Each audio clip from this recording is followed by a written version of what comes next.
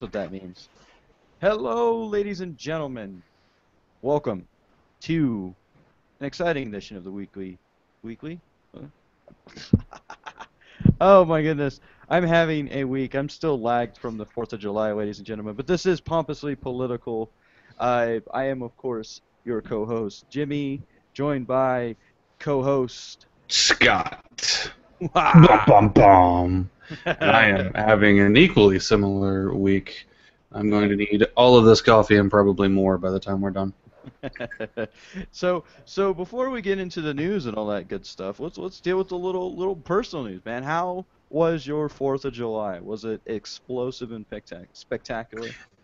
It was. My dad came down, which we tried to have him on the show a couple weeks ago. And now that he's back home, we're gonna have him on the show. But he came down with my stepmom and my baby sister, and we went out with my father-in-law and the wife and my son, and down to the Coachman Park here in Clearwater and watched the fireworks from there. Which I actually come to find out, they announced at the end of the show, we're like the number 4 fireworks show in the Southeast and the number 12 in the nation. Like, so it was Wow, pretty impressive. And nice. after having seen it, so like this is like I've been down here 4 years, so this is the fourth time I've seen it. I kind of walked away from like, in comparison to like last year, it was okay. It wasn't that great. But both my dad and my stepmom turned around like that was amazing, like mind blown, because it goes for a good half an hour. Whereas back home in Illinois, it's like 5, maybe 10 minutes if you're lucky. Like that alone was our finale, just a all over the place. If So they loved it. It was good. 5-10 minutes if Uncle Joey it decided to pitch in for an extra firework or two. Yeah. No, we Um, had a cookout and went to the beach and stuff the day before and the day after. So it was a good weekend. Nice, good to hear, man. Yeah, mine is I my wife's family, they own a or they run, I should say, a fireworks stand during the this period of time. And so I helped out with that quite a bit. And so I sold a lot of fireworks. Um and then of course we lit stuff off on Sunday instead of Saturday because we were working on the 4th selling fireworks until we weren't allowed to sell them anymore just to make money. But yeah, it's kind of weird because we have I don't know what you guys' like firework laws there are, but we have where we can't have aerials, we can't have mortars and stuff like that.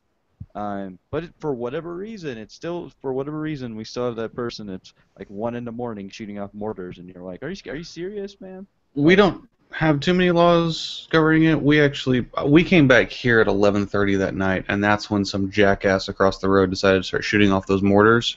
And right. I'm talking mortars that were setting off car alarms. They were so Holy, big. holy Yeah. cow, man. Jeez. So, and to make it worse, he would shoot one off, set the car alarm off, wait for the car alarm to be shut off, and then he would do it again. And he did it like 5 times. Wow. So yeah. We had somebody who was shooting them off at like 1 in the morning, and you know, think about it is when you're like dead asleep and then you wake up to the sound of mortars. Yeah, it's not too good for the soul, and you're a Brings little back some angry. brings back some bad memories.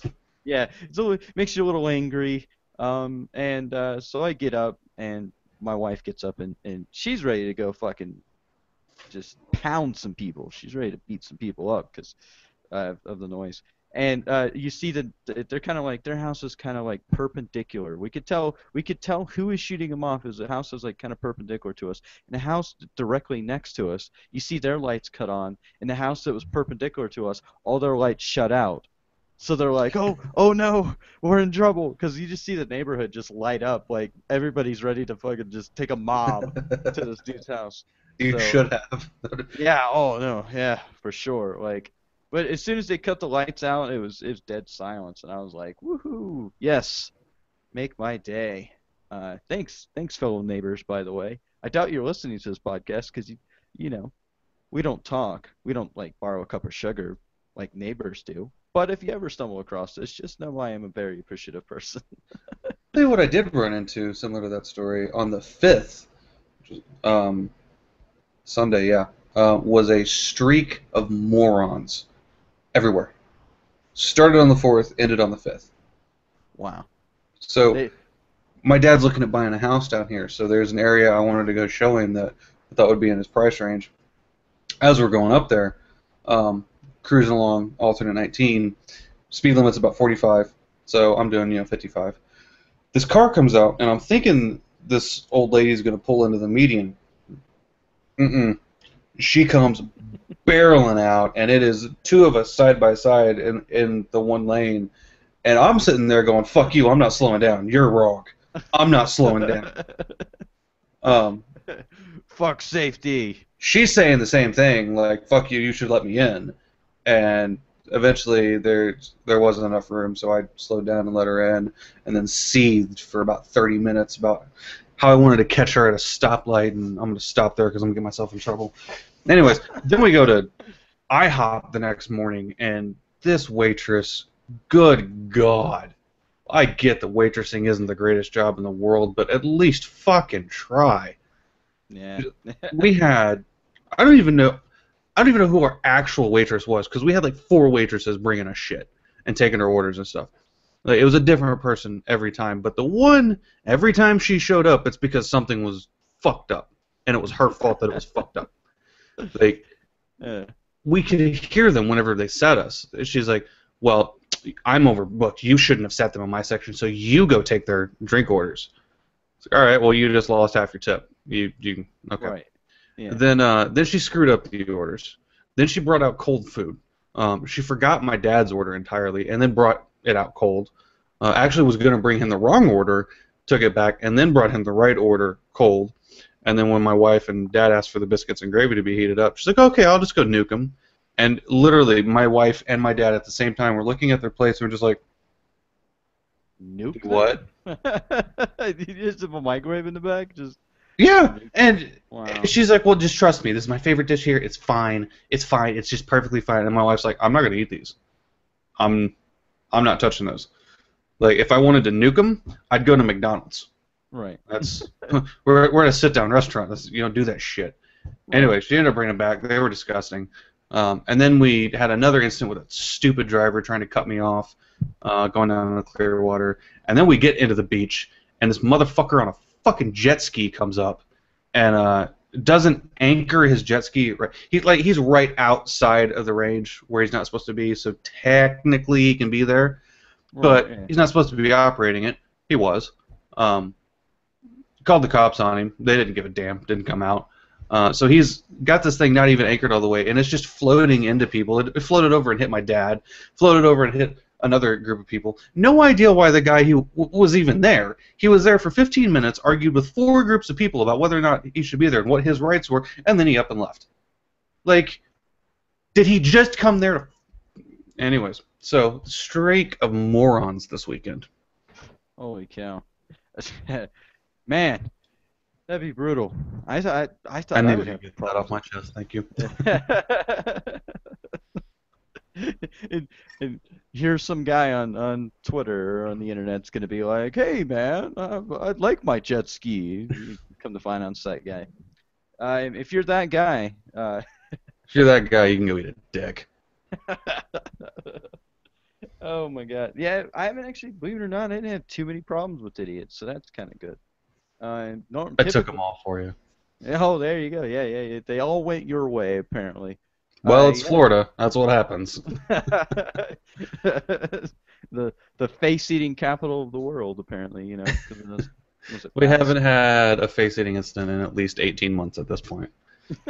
Do you guys have like a, like the OSHA calendar where it's like how many days you have, but I was without thinking an like the accident? Alcoholics Anonymous. Like we should get a badge because we haven't ate anybody's face in a year and a half, or coin, or Oh, whatever it man. is. I think you guys should just own it. Just put like a zombie on you guys' license plate. Just a little Walking Dead guy in there. That'd be sweet. That'd be awesome, man. Oh, but that would offend the family, and we can't offend people in America. Right. Yeah. Of course, in places like Alabama, they're trying to push for Confederate flags on their license plates to support their heritage of racism. And Oklahoma came back and said, "Nope, we're not taking it down." Wow. It was either the Confederate flag or the Ten Commandments. One of the two. They said we're not taking down. Yeah, because there was one where I think it was in Oklahoma. Oklahoma's always full of crazy shit. I could tell you some stories about Oklahoma, but they had a Ten Commandments outside the courthouse, and then the Satanist church was gonna put a statue of, you know, some, or probably a, Satan or something. I don't know. They're gonna put the statue like that up, and then of course Horned man goat fucking a. yeah. Then of course the Christians came back and were like, okay, fine, we'll take it down. And then the Satanists were like, okay, we won't do ours now. Then Yeah. they just I think they did it just to prove the point that you can't have a building that uh, caters to the wide, diverse variety of the public, and then only display items that appeal to a few. You know what I mean? Right, and I actually got into a debate with somebody over this on Facebook, on my sister's page. Actually, I don't know who this guy was, but the whole argument is that, well, we're Christians, we have the right to display what we want. It's like that's fine. Yes, you do. Right. In your private property, you don't have the freedom to display that on a government um, piece of land or building. Yeah. Because that's a tacit endorsement of that religion, which is expressly forbidden. And that the conversation was going good up to that point until I had to explain to him why it was forbidden and how it was forbidden, because separation of church and state is not in the Constitution or the Bill of Rights, or what the hell's the word I'm looking? Is it Bill of Rights the first 10? Well, you have. Anyways, the actual term separation of church and state is not in the First Amendment. It's that the government will establish no laws respecting the establishment of religion, or something like that. So he was right on that, and he was trying to swing that and say, well, there's no church or state. It's just you can't recognize a religion. That's not recognizing it. I was like, all right, well, let me tell you what Thomas Jefferson said, since he wrote that. And offered some quotes that was pretty explicit on separation of church and state, and then he backed off on this whole, well, hey, why can't we all just get along, man? It's like, no, you don't get to do this. I'm a Christian and I get to do what I want everywhere. How about we just get along, man? Come on. Well, then changing course mid argument. This is the thing that I've noticed too. I got in my own discussion. Mine was a little bit more civil. It was basically it was questioning the morality of God himself or herself or whatever you want to believe. And so we're questioning the morality. He was obviously of the more theistic view of God, and his argument was basically God is all powerful, and therefore he's like a parental figure, and we're like his children, and therefore the rules don't apply to him, just like all the rules don't apply to you that you would apply to your child or something. That was the sole argument.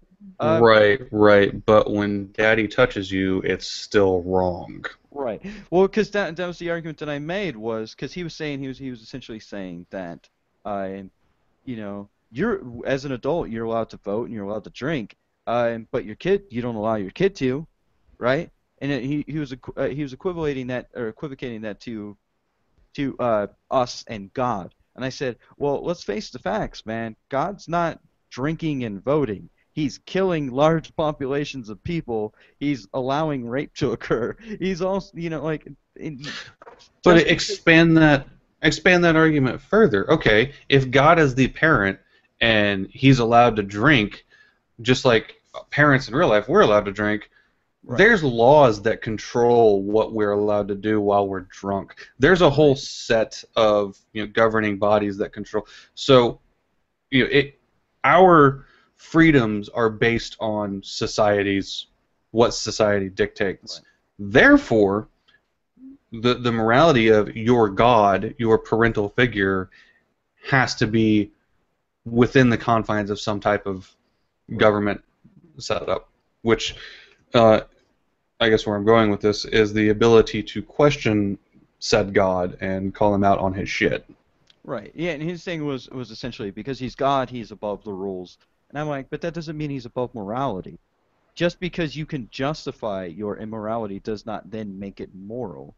It's still immoral. Yeah. he was basically saying that killing people, um, killing bad people, is justifiable under the laws of God.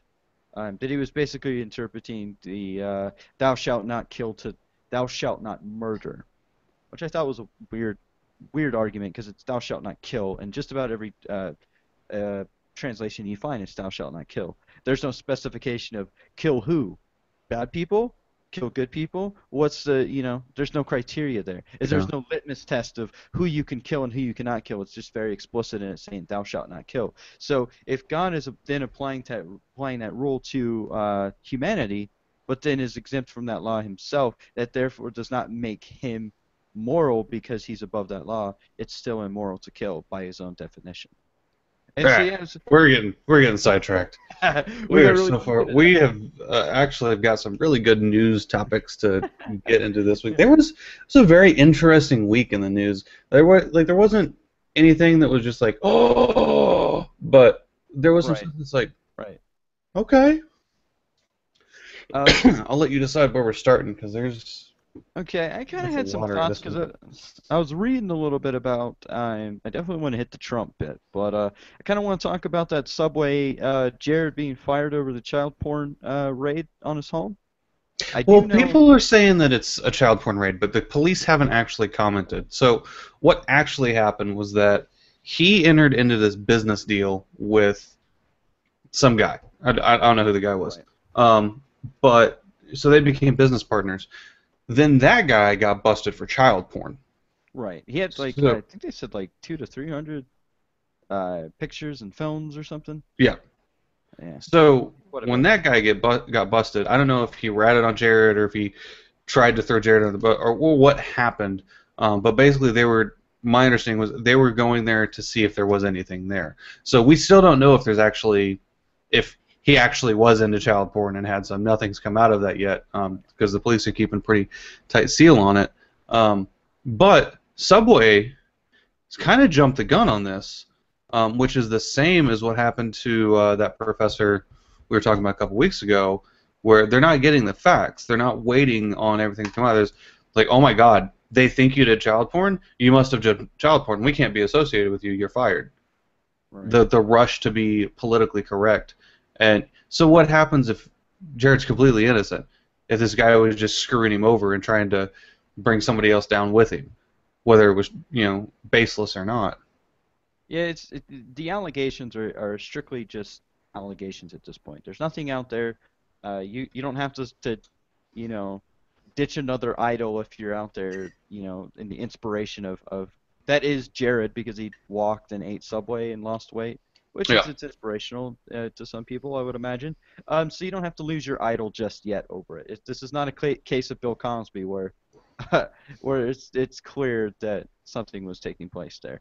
Um, the other thing is that I could see why Subway, to a certain extent, would make this sort of action. Just simply because when you are an organization that is then tied to somebody that's in some sort of controversy or some sort of scandal, it then gets associated with you. And so the move for a corporation at that point is to distance themselves from that scandal as much as possible. In this case, it comes at the expense of Jared's job. Which what exactly does he do? Well, He just holds up a Subway sandwich and like I lost weight with this. Is that what he does now? I Like used to be a fat ass. No, I'm not a yeah, fat ass. Thank you, right. Subway. Yeah, I don't. He's not really lose. It's not like he's gonna But go the broke the, from the this. character of Jared is so entwined into what Subway's image is now.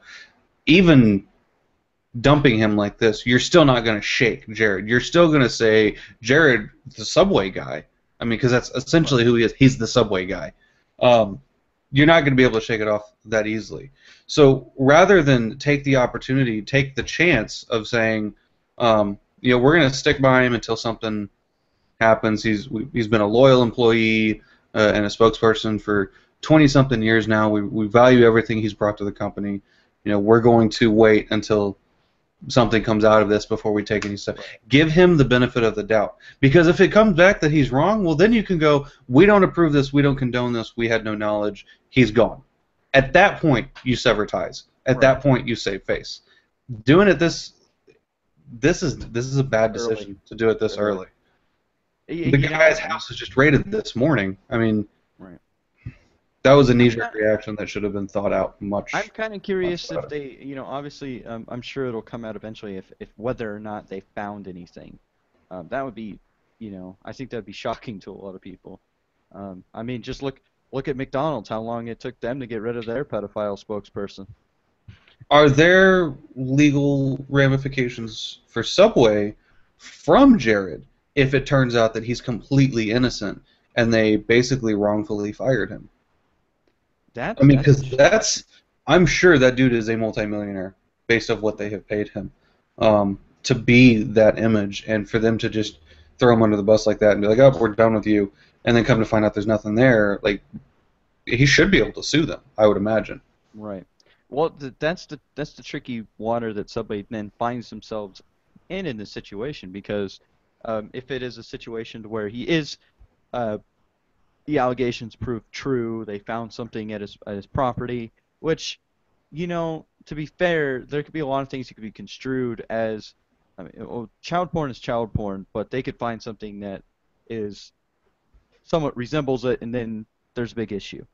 Yeah. Um, so the internet's full of weird shit, and all it takes is a Google, and you come up with something you didn't want to get in the first place. I mean, just Google Rick Santorum, and I guarantee you'll find something that you just wish you did not see in your lifetime. Um, so I can just imagine Jared bored, eating a Subway sandwich, probably drinking a water, because I don't imagine that guy drinks. He, he kind of looks like a milk toast, He very, seems very pretty bland. square. Yeah, I don't look at Jared as like the the partier. Um, but So so yeah, I just imagine him sitting there on his computer and he accidentally looks up something and then they find it. But if it's like the other guy that had like again it was like 200 or 300 different photos and film, that's not like an accidental Google. That's like you went down that rabbit hole pretty deep and it's pretty disgusting.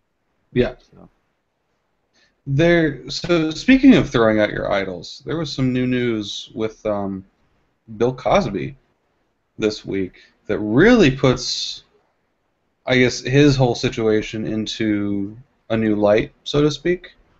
okay, Basically, so he's going through some legal battles now with all of the rape accusations, and right. his court records have been sealed. They're not available for uh, public view. And the defense on this is basically saying that if it were made public, it would have detrimental effects on his career. That basically just says you're guilty right there. Yes, If that you're like, we don't want to show this, ladies and gentlemen, because it'll make you think bad of Bill Cosby. Come on. but we've already heard the 30-something stories of his, Right. his roofie coladas, and to That's then his come out and say specialty. this is like, oh, he does use the roofie colada. That is his specialty. Don't In like his him anymore. His career's in over. in his public records, there is a clearly a roofie colada recipe. Holy cow! Blow my mind.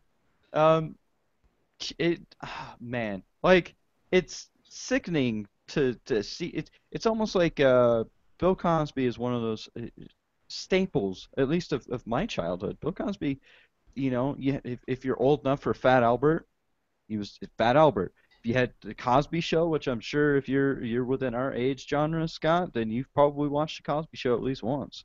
Uh, Dr. Huxtable was always giving you good advice, and then to have it come out that like what 30? You said 30 allegations. People I'm sure reporting. there's more than that now. Yeah.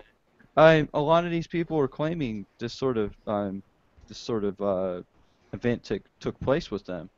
It's kind of ridiculous. It's like who can you trust as an idol anymore? You know what I mean? Like Lance Armstrong uh, was a hero to many, and then he got caught in that blood doping scandal. You got Bill Cosby mired in this. You have all these people that were former like people that you looked up to. Like wow, these are awesome people, and then it's all rubbish. It's garbage.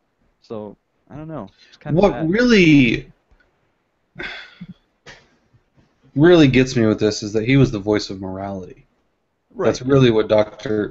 Huxtable was. And then his comedy show, there were, yeah, maybe not his comedy show, but when he was doing public speaking, he was venturing to speak out as a authority on morality. But then to have this thing in his past, just like the Duggars, with that, Oh man. Yeah. it's just that really gets me. And reading a bit more into this, he's admitted to giving these women quaaludes back in the 70s. And they're saying that using that admission could aid the women's cases. And the lawyers are still saying, well, just because he admitted this doesn't mean he's a rapist. Well, Yeah. Yeah, it we're does. whereas before I would have argued maybe we're halfway to saying that he's a rapist. We're at that like 99th percentile where it's like you're a Yeah. ooh, it's coming out. It's Right. it's right there. Uh, What it was Bill Cosby just sitting there when he's making his roofie coladas, and he's like, "Hey, Miss, how much Quaalude do you want in your drink? Do you like one, two, 300 milligrams? Where are do you you like at?" to be fully passed out, or do you want to be Yeah. semi-cognizant while There's this is there's going on? no other there's no like To steal use a for joke from Quaaludes. steal Yeah. a joke from Jim Jeffries here, it's like, you don't like quit. Well, you're gonna make this rape very awkward. Oh man. If you haven't So heard Jim Jeffries' speech on that, or his routine on that, it's quite good. I'll have to Offensive check as it out. hell, but it's hilarious. That's the saying. Like I had a conversation a little not too long ago about with my father-in-law about the PC environment that we live in. I'm very much an advocate, of course, of we should be less PC. I think the moment that you try to filter your words in order to not sound offensive, but then deep down you really want to say the offensive stuff, then I think that makes you more offensive than actually just saying it Yeah, because you're just harboring that feeling. You know what I mean? I'm. And I've been on an anti-PC tear here for about a month or so, and it's kind of, I guess, for me picking up momentum because I'm tired of having to every conversation that I have to be aware of every last word that comes out of my mouth right. to make sure that somewhere in there's not a sequence or a pattern where maybe two words can be taken out. Now we're out of context, but now I'm offending some group, and it really gets me when it comes to telling jokes, especially like what I just said about the rapist thing. You know, I'm sure there's some people who would hear that and go, "Well, I was raped, and that's offensive to me. That's not Right. that's not nice." That to me tells me more about your need to come to terms with that event and your need to handle that event than it does about my telling the joke and my views on rape. Because I'm also a rape victim, but I'm perfectly comfortable telling rape jokes that they're funny because Right. it. I'm not even going to justify it. They're funny. They make people laugh. That's the point of it. Right. It The shouldn't go thing, any the thing further than about that. I'm not taking anything away from you and what you've gone through. I'm not insulting you in what you've gone through, but clearly you have some recovery that you still need to go through. That's not my problem. well, the other thing about that is of course, of course we're deviating again once again. But the thing to delve down that section just a little bit further is that um, particularly for the realm of comedy, comedians in general, you have a wide audience. A lot of people are there in that audience. Okay, and for the most part, they're tacitly consenting to your jokes. Okay, not everybody in that audience is going to agree with every single joke. Not everybody in that audience is going to think that every joke is funny. However, as a comedian, like imagine the nightmares that would you'd be sitting there thinking like, okay, can I make a joke about black people and be fine? Can I make a joke about Hispanics? Okay, how many Asians are in the audience tonight? What about Yep. what about transvestites? You know what I mean? Like or transsexuals. You know, see, And the whole purpose of a comedy routine is to bring those issues to a talkable Right. point where you can laugh about it and still understand that is a serious issue. Right. I mean, uh, a lot of people, Blazing Saddles was partly written by Richard Pryor, and a lot of people like if you watch Blazing Saddles, you get a lot of racial commentary in there, and today I don't think Blazing Saddles could be made. I don't think anybody would dare make Blazing Saddles because of how much racial content is in it. But you know, Gene Wilder, or not Gene Wilder, what's the guy's name? Well, American Mel History Brooks. X. I mean, Mel Brooks and Richard Pryor were able to make that sort of racial commentary and make it poignant. It was a very poignant sort of portrayal of this racial commentary. And in today, like we can't have that because the moment that I mean, just look at the shitstorm that the president caused by just dropping the N word. You know what I mean? Like just dropping the N word, and he was doing it. He was doing it in a serious like res respectful way. Like he was trying to prove a point. It wasn't like he was just like, on MTV going, yo, going off. watching you dance around that word is hilarious. Well, yeah, because I mean, I am myself am a victim of the PC era, was in the fact that there's no way I could say that word. Neither of us could say that word comfortably and not get any flack for it. I used to have some friends on my first tour. It was a group of us. One guy was a Puerto Rican. There was a couple black guys and then a couple white guys. It was a pretty diverse group, Right. and it's the only time I've been in a situation where they encouraged me to say it. I still wouldn't, but they Right. encouraged me to say it, and they said it's fine. They didn't care. It was something. It was a word that they used all the time. It didn't mean anything to them. Right.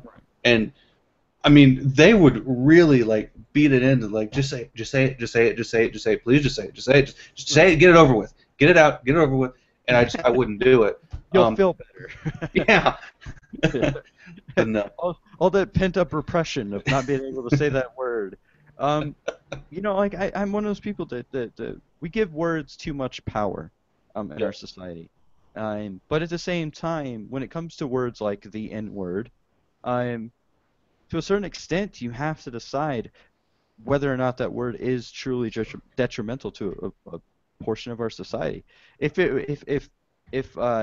black people were truly on an equal plane of existence as white people, you know what I mean, as far as some of the situations that we can kind of delve into that, but I mean, if we were truly without a doubt equal and there was no socioeconomic problems or anything there, then I could say, oh yeah, maybe the word doesn't have any meaning.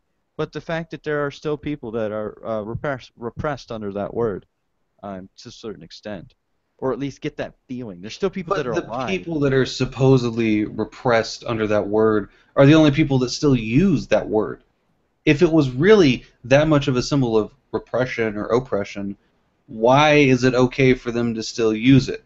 Why is it that the crowd that invented the word is the one that's like, we can't go there. Right. It's it just it I, doesn't you know, matter. I That don't is know. not what this episode is about. So Floyd Mayweather is getting Oh, stripped of the title he oh, won from oh, Pacquiao oh. because he holds two Terrible belts. segue, friend. Terrible And segue. we had to get out of that one quick. So apparently, you can only hold one belt at a time, and if you win a second belt, you have like a week to renounce one of those belts. And they've given him 2 months, and he still hasn't done it. There's also $200,000 in fees he's supposed to have paid for the Pacquiao fight that he made $220 million on. He Nope, hasn't paid any money. decided not to make up his mind, so they stripped him of the title. What happened to? Because I thought Floyd Mayweather was going to relinquish all titles in order to give other boxers a chance at the titles. At the titles. That's what I thought Floyd Mayweather said after winning the Pacquiao fight. I thought he was taking the high road there, so I don't know what the hell he's doing now. That's kind of weird. Um, Weird. It's I don't know. I didn't know that he had said that. Um, I heard him, or I read a thing about him saying that because he wanted to give up and coming boxers a chance at the same amount of glory that he apparently had. Um, give them that chance, sort of thing. It'd be kind of interesting to see how this develops, because we were kind of talking about this a little bit, and there's some confusion as to whether now would this title just go to Pacquiao then, or somebody else if they got it. So, you know. I'm curious. I'm trying to pull up the welterweight title now to see who technically owns it. I haven't heard anything of them saying that he has. It's been awarded to somebody else yet. Let's see, welterweight. There it is. Um, Mm. And it could be one of those things where his name will be under it, but it has an asterisk by it to where I guess it's Keith Thurman. Keith Thurman. I don't even know who that is, to be honest. Sorry, Keith. He's 25 and 0, with 21 knockouts. Wow, that's crazy. He's good, It obviously. said he's been holding it since.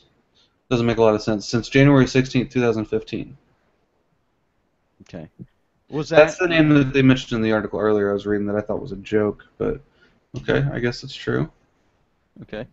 That's interesting. Well, uh, that's right there, ladies and gentlemen, is why you follow the rules. Just 'cause you can change your name to money doesn't mean that you can just make up your own rules. So, Yeah. um, I don't know. I supported Mayweather in that fight because I saw it, and he clearly had more technical jabs in that fight, and Pacquiao just kind of he threw some wild punches. He probably had some good hits in there, but yeah, he threw some wild punches, and to the point where he lost because of it. But yeah, so I supported Mayweather in his winning. I don't think that he cheated to win or anything like that. But after you win, you should definitely follow the rules, man. Come on, Yeah. don't be stupid. And Well, I and I that's still think Mike Tyson stupid would. is kind of Mayweather's thing, but you know. I saw that thing about Tyson, Mike Tyson, was like basically like calling him out, like I would whoop your ass type thing, and I'm like, I'm pretty sure you would. Like Mike Tyson may be old now, he may be a lot older, but that dude's he's still got an arm, and he's still got a lot of anger in that guy. So um, do you got any more commentary on the Mayweather? Nope. I just hope this is the last we hear about it because I'm so sick of that fight. Right. It Um, was. I kind of Yeah. want to go Neil deGrasse Tyson on you for a second. Uh-oh. Let's enter the cosmos, if you will, Scott. Um, Happily. yeah, we are coming up for the closest view of Pluto that we've ever had in the next couple of weeks, isn't it? Isn't it like next week or something? It's pretty soon. Yeah. Yeah. Um, so that'll be interesting. Because I've always seen in my little, you know, my little textbook from school that, Pluto back when it was a planet was this little purple rock. I have no idea if it's purple or not, and it'll be kind of interesting to see what it actually looks like. You know. I'm actually in an astronomy course right now in college, and there's been a little bit of conversation about Pluto, but there's a lot of stuff that you just kind of take for granted that you don't really understand. That Right. obviously it makes sense once it's taught to you, but you wouldn't know that just by what you learn in elementary school. Like, did you know there's two types of planets in our solar system? Uh, yeah, you have Jovian planets, and then you have terrestrial planets, right? Right, and that the line between those two types of planets is between Mars and Jupiter, and it's an asteroid belt. On Right. our side of the asteroid belt, it's solid and rocky. After that, it's all gassy. Isn't it the Kuiper Belt? Is that what it's called? Something like Yep, that? Kuiper belt. You have the And then Kuiper you've Belt. got the one thing that I learned that I had never heard of before was about the Oort cluster, Oort belt, whatever it is. Oort cloud. Oort Oort cloud. cloud. There we go. It's like a nebulous sort of whatever that exists outside of our little galaxy. Yeah, it's supposed to be up to 2 trillion asteroids that basically encompasses our little solar system, And it's which crazy. is It's crazy to think of, and amazing. and and the amount of time it would take to travel to that Oort cloud, if you will, would be, man. most of the people on this planet would have lived and died by the time you made it that far. Um, and then that's just our solar system. That's not even to go the whole galaxy. That's not Well, one even of the topics that has come up this week is the search for life or inhabitable planets, Earth-like planets, um, in the galaxy, and the closest one is 20 light years away. And if you do some basic math based on how fast that we travel, because spaceships leave orbit at about 56,000 kilometers an hour. They leave our atmosphere. Um, and it's like 192 trillion kilometers. If you work that out, it's like 300,000 years. Or no, not 300,000. That was when I did on the wrong math. It's like 30,000 or something. It's an absurd amount of time that when you put it into perspective that, Stephen Hawking has said we only have 10,000 years left of Earth being inhabitable, really makes you think that we should start putting some serious resources into these missions to find somewhere else where we can live, because we're screwing this one up. Which actually brought up a good ethical question in class last week. Do we deserve to live on another planet? a good question. Well, just the fact of like if it's a planet that's potentially habitable, or in Star Trek terms, M-class planet.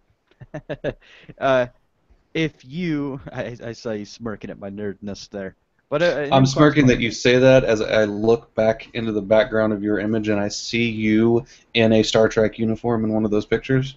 Oh yeah. Oh yeah. My nerdness is well known. Um, I I guess I'm outed. I'm outed as a Trekkie, ladies and gentlemen. But if we were to find a planet that's potentially habitable, this is of course what you're figuring in is that that planet is not already habited, that there's not already people there. So if we destroy the planet we have now and then we search for another planet, the potential that there could be already life there is pretty possible. So that we go there and then what, we have nowhere else to go, and so now we're refugees on this planet, and then we start taking it over like we always do, and then we destroy their resources. So is it a good thing? No, I don't think it would be. Um, But of but course we're going to do it because we yeah, have a need for survival. That's what right. we do. All right, So so we've got about 20 minutes left and a couple other topics we got to get through. Um, Obviously, today, being July 7th, is the anniversary of the 7/7 attacks on the subway in England that killed 50 people. Uh, right, that it's I think it's one of their largest acts of terrorism to date. Well, besides the IRA attacks. Um, but yeah, I can remember that happening, and man, it's crazy to think that that's 10 years old now. yeah, and I feel kind of bad as, I guess I'll say, an American to say this, that, when I saw the memorial on TV and going through, it was like, my first thoughts were, oh man, it's 10 years ago. That was so tragic. It was so bad. And then the second that the announcer said that 50 people died, it was just like, oh, it wasn't That's that it. big a deal. We lost 3,500 twice. I mean, Yeah. okay. My Lucky Charms have more marshmallows than there were people killed. Okay, okay, Which cool. obviously is still tragic, not to say anything about that, but put in comparison to ours, it's like, okay, well, sucks for you guys. Just remember 9/11 because we had it a whole hell of a lot worse. Uh, Anyways, so yeah, 10th anniversary of that. um, But moving on to some political discussion, okay. unless you have something else to say about that. I was just gonna say, I with the tragic when tragic things happen like that, they always obviously they never happen at an opportune time, and they're always something that you can't just readily shake off. I always thought it was crazy that they had to always go, remember 9/11? Remember it? Like how are we gonna forget that event in our life? You know what I mean? Because uh, it was so earth shaking to see something like that take place. It'd be like people forgetting Pearl Harbor. Even today, like I know Pearl Harbor and I wasn't even alive then. You know what I mean?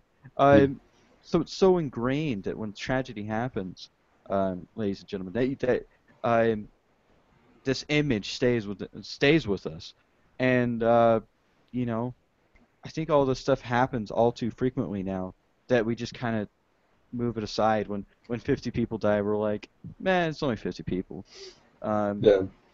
which is it's telling to the society that we live in now. Um, you know, I know. Especially when you have, like the stories of ISIS coming out of Iraq of, oh, well, they blew up a village and killed 300 people today. They blew up another small village and chopped off 150 people's heads 3 days ago. Like, just 50 people.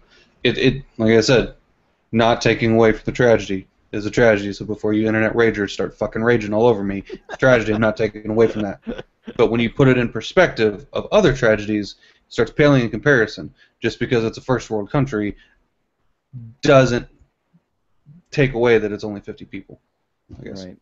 And I think, and this may be, jumping to a lot of conclusions, but I feel that a lot of the time when these sorts of tragic events happen, they occur, it's almost like they're looking for their equivalent to the Holocaust. You know what I mean? Like, in the sense that the Holocaust was so just disturbing in so many levels, um, that it's like everything is then compared to the Holocaust. And so to the point where is this on par with it? Is this, you know what I mean? In its sort of sense that when 9/11 happens, oh, it's like I just hit my fan, but it's like Pearl Harbor. You know what I mean? People try to reference it off other things. ISIS killing people. ISIS is like the Nazis. They constantly there's always this comparison with it. When the situation itself should just go off its own merits. You know what I mean? Like Well, the amount of people even that died in the Holocaust will never you'll never be able to amount to that uh, with a lot of the stuff that we have, I guess, today. right, That's what I'm trying to say. and there was a website that came out a couple months ago that kind of put the numbers for World War II in perspective. Even the Holocaust pales in comparison to how many people died in the fighting in Russia in World War II. I mean, it is the numbers that they put, both German lives lost and Russian lives lost in that conflict is astronomical.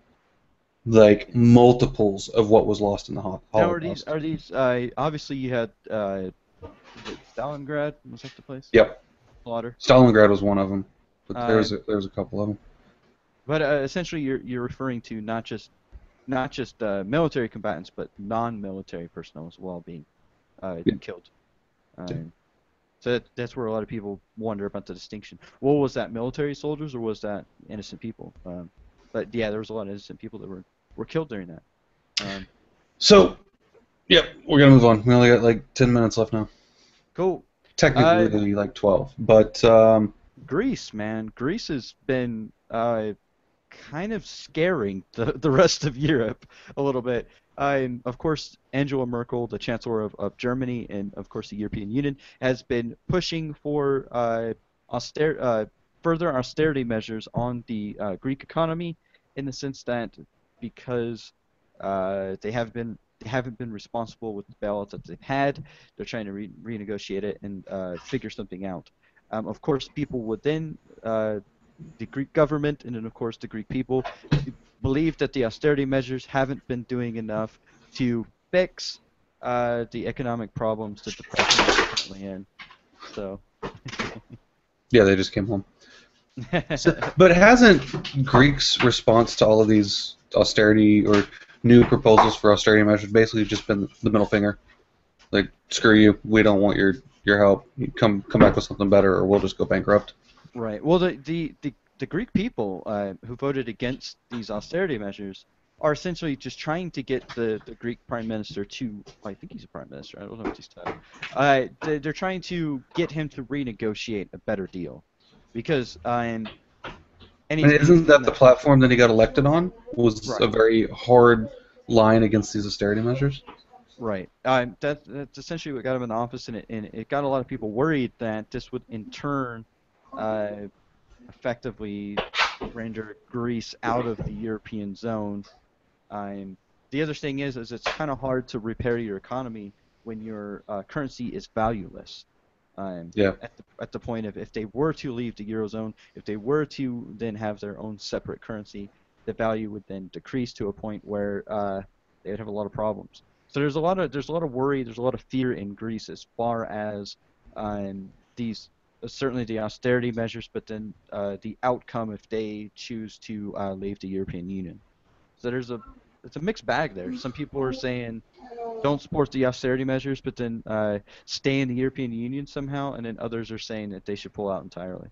So I don't know. It's crazy. What do you think, man? I don't know. I haven't kept up on that. That's one thing where that's like the topic where I've really got to dig in and read, and I just don't have the time to dig in and read on it to really understand what's going on there. Well, because it's one of those things that there's obviously the economic problems in Greece came from they had for one thing they were giving out I think it was unemployment benefits. They have right now they have about 25% unemployment rate in Greece. They were having problems with tax evasion. Some of their wealthy elites were evading taxes, and not only that, but they were having issues with entitlement programs. They basically were just giving money and not generating the revenue through taxes to pay for those programs, which is what caused a lot of the problems. Um, and so then, of course, when they got bailed out by the EU, they agreed to a certain set of terms, and they have not been following those terms to the letter, from what I understand. Wasn't the EU that bailed them out? It was the IMF. It was it was the IMF. Yeah. I It thought was there either was the another. IMF or the other big like nation type bank. I thought it That was the. I thought it was a lot of the money came from Germany though. no, it's I'm wanting to say the IMF, but like there's two organizations that handle finances on like a national scale for bailouts and things like that. One of them focuses on third world countries, really small countries to get them set up. One of them helps the developed countries. Whichever one it is, we'll say it's the IMF that does the developed countries because I can't remember what the other one is right now. That's the one that actually paid the loan, and that's who Greece actually has to pay back. Germany has the largest financial impact in that organization, which is why Angela Merkel is looked to for a lot of the um, answers and for the kind Right. of the stance they're going to take on that because they have the most invested in it.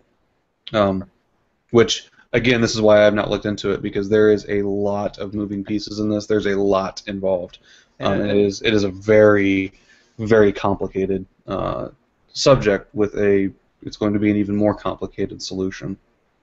yeah, I don't think there's not going to be a quick fix for this, and yeah, it's a really uneasy time right now for the European Union and for Greece alone.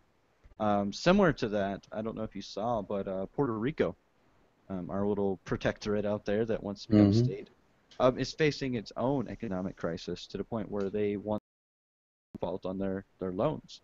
They do. Um, And didn't Obama say that we're not helping them? I don't know. I haven't looked that far into it as far as if we're going to help them or not. I do know that bailing out Puerto Rico would be it'd be very difficult to get done. Even though that they are a protectorate, and we should probably, protect them a little bit. Um, so yeah, I don't know, but I think it's interesting that we have these countries, uh, or protectorates or whatever. We have these governments that are having such financial problems, and then we look at our own country and we're like, oh yeah, we're getting better. Yeah, finally. We're we're like $17 trillion in debt, but we're getting better. So we're gonna close that one off because I really, really want to get into this last one, and we only have a couple minutes left. Trump and Sanders are the ones that are Yes. gaining momentum in the polls, and obviously both for varying reasons. Sanders is kind of starting to dispel this image of that he's this crazy, like super extreme liberal, and people Communist. are yeah, and people are actually starting to see that he's actually kind of a cool guy. I can agree with what he's saying, and he is really catching up to Hillary. Like he's not too Hillary yet, but I think the last poll I saw, like he's within like 10 points of her.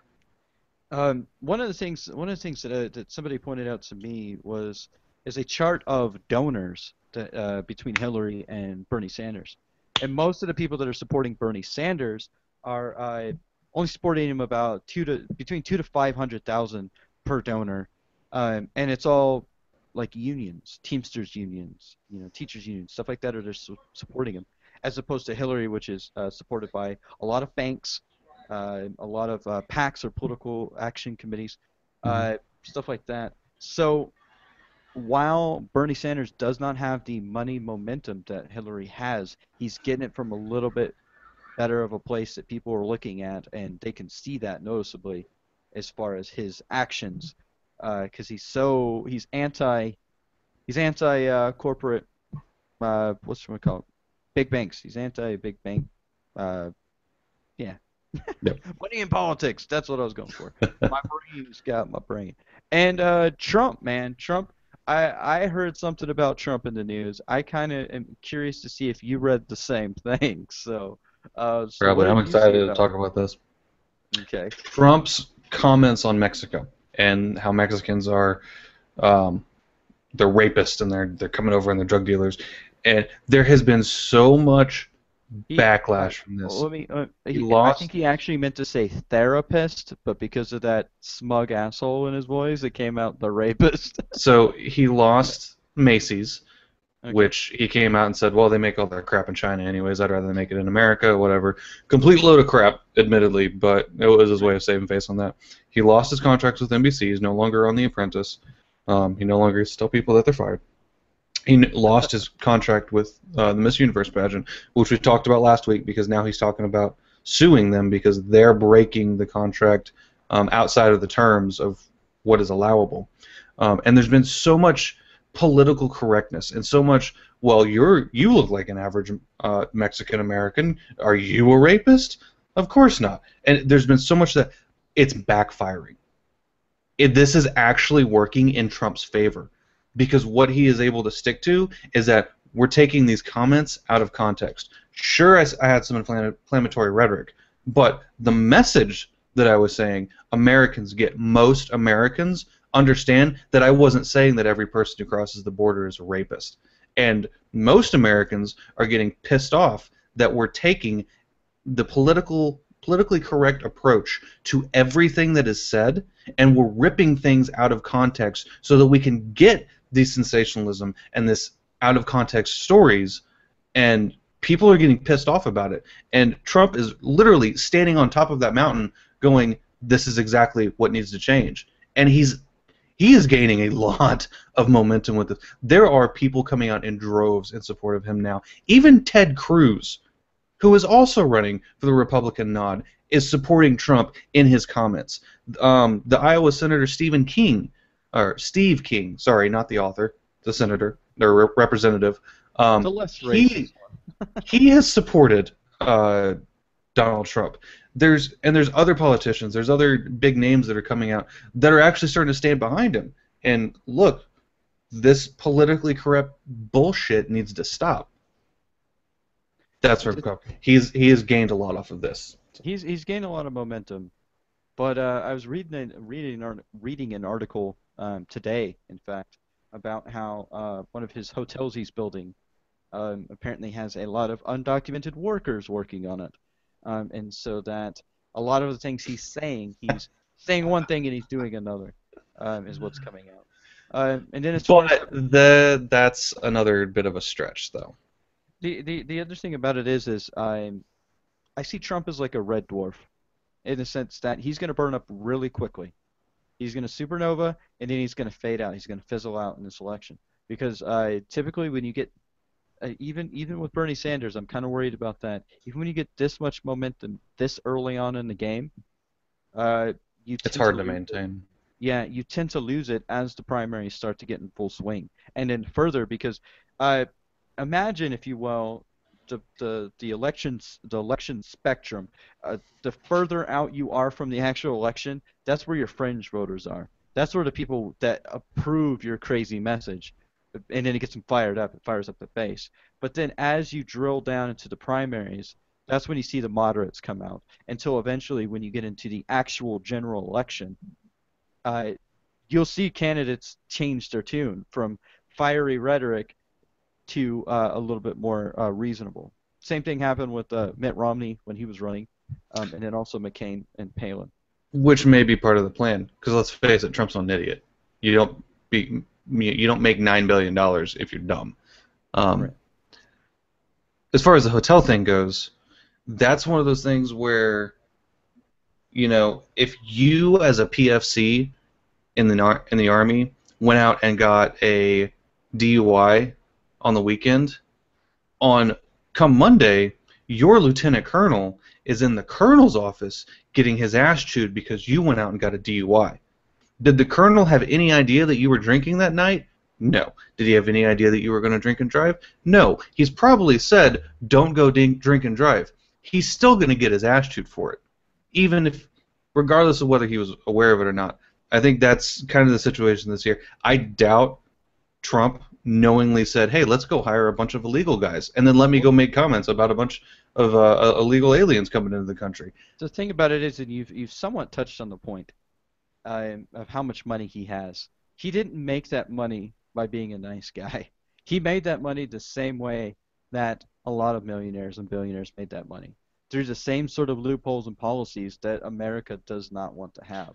Right, what but I he's mean? at the point right now in his career where he's not the foreman at that hotel making the hiring decisions. Right. Oh, no, no, no, I'm not saying that. But what I'm saying is that a lot of the practices that he employs in order to make that money, I'm sure there's a lot of taxes he's evaded in the past. Sure, the same way that Mitt Romney had, I think it was something like 15% of tax revenue was in offshore bank accounts or something like that. Some crazy figure like that.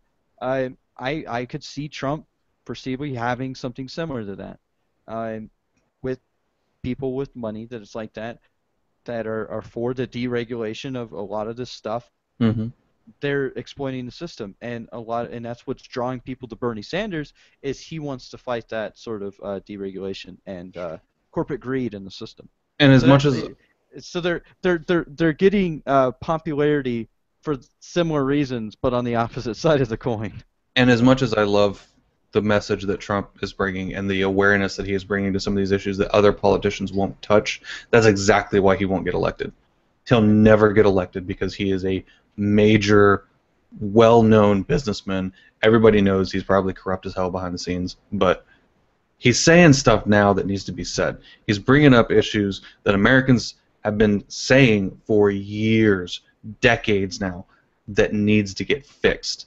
That we're tired of just getting smoke blown up our ass and blowing sunshine and sparkles, telling it, well, we're going to fix it all, and then you get in there and you do the same thing as the people before you. So as far as the momentum goes, I think he's pulling towards the top now. Whereas when he came out, it was like dead last, bottom. Now he's actually he's up there. Right behind him is Ted Cruz, who was also on this, so that should tell you something. But as it goes into it, I think most candidates, yes, they will fall off. But Trump, that's a big bag of crazy. There is a lot that's still yet to come out that I'm sure he's going to come out with that will keep him towards the front throughout this. Eventually, yes, he's going to fall off because I don't think he has a moderate voice. I foresee him being almost like what Newt Gingrich was with last election, with the 2012 election. How that he, at one particular time, Newt Gingrich was polling very high. People were like, okay, Newt Gingrich has got some good ideas. But slowly but surely, people started to see those ideas as impractical. They started Right. to see the unrealistic aspects of his ideas, like building a moon base. That was a crazy thing. He said, "We're gonna have a base on the moon," and crazy stuff like that. To the point where he suffered in the polls, until eventually they settled for good old 20 to 23% of the popular polling. Mitt Romney. They settled for mediocre. Hmm. So in this sort of election, it's tough to say for the But GOP side. the other thing that gets me about Trump is that people have been asking for an honest politician for years. I think that when it comes to this stuff, he is the honest politician we've been asking for, and now there's the backlash because he is honest. And he's saying all the stuff that you want I to don't think hear, he's but honest. then when you hear it, Right. wait, I didn't actually want to hear that. I don't think he's as honest as as he looks. He's obviously he doesn't have a filter, and he says what's on his mind, but it doesn't mean that it's still not going through in a hyperbolic sort of rhetoric sort of way. Some of it makes sense. I won't discount that, but I feel that the candidate that's pulling more of that from me. Really? You were so against saying that, and now you think that he part of it makes sense. I did say that. I did say that. Oh, I know I just wow. blew your mind. I know I just blew your mind. The thing is, the part that makes sense to me is obviously the part where he's talking. He's essentially talking about career politicians, where he blasts that sort of thing. He does mention that, and that part makes sense. His immigration stuff, a little batshit crazy to me. His stance on, of course, deregulation of uh, banks and government and so forth, I don't agree with. Of course, the other aspect in there is you have to remember the whole birther thing that he tried to pull of, oh, I have irrefutable evidence that President Obama comes from Kenya or whatever, and he was like, I'm gonna give President Obama 24 hours to present this document or something like that. He tried to pull that stunt. So yeah, because of that, I don't know. I feel that Bernie Sanders is a little bit more honest. I think um, Bernie Sanders has made a lot of enemies with a lot of the things he's said over the years, um, on both sides of the fence, Republicans and Democrats. And so I feel that Bernie Sanders would be the candidate to go for. The I'm only throwing hesitation my I weight. have with Bernie Sanders is that he is clearly a politician. Clearly. Yeah. And everything that comes with that. He's so is Hillary, to be fair, but he's clearly a politician. When it comes to the things that uh, I myself would want from a politician, I think Bernie Sanders would be more in line with what I want. Although I still have my reservations because, of course, he doesn't have the war chest that the Clinton machine has, and because of that, it makes him a little bit less marketable. He doesn't have the brand, he doesn't have the money. If he can get that, if he can keep this momentum going, if he doesn't fizzle out, if he doesn't supernova too early, then we could potentially see him in the general election. So, Indeed. um, All right, well, I think that wraps it up for this week. 10 minutes over, so it's a yeah, good man. episode. Well, we had a lot to talk about, a lot to ramble on, if you will. But ladies and gentlemen, be sure to go check out www.polypompous.com. That's poly as in many things that we are pompous about. We also have at polypompous on the Twitter. Be sure to hit us up on the Twitter. Tweet me. I always say I love to get tweeted. And you know what? Every time I get tweeted, I tweet you right back. It's a mutual tweet fest. It is like the freaking the most amazing intimate. I'm just throwing words out there now. I'm like the board with the little word magnets on it. But anyway, so and the next thing is be sure to check us out on Facebook. Pompously Political on Facebook. Engaged in the conversation. We have these live things, these live events, so you can throw your questions out there. Go ahead and throw some questions out there, and we'll try and put it on the podcast. So, Indeed. I got um, nothing to add to that. It sums it up. So, cool. Yeah, my brain is rapidly decaying before you, ladies and gentlemen. So with that, I would just like to say, have yourself a lovely little week. take care. Keep thinking.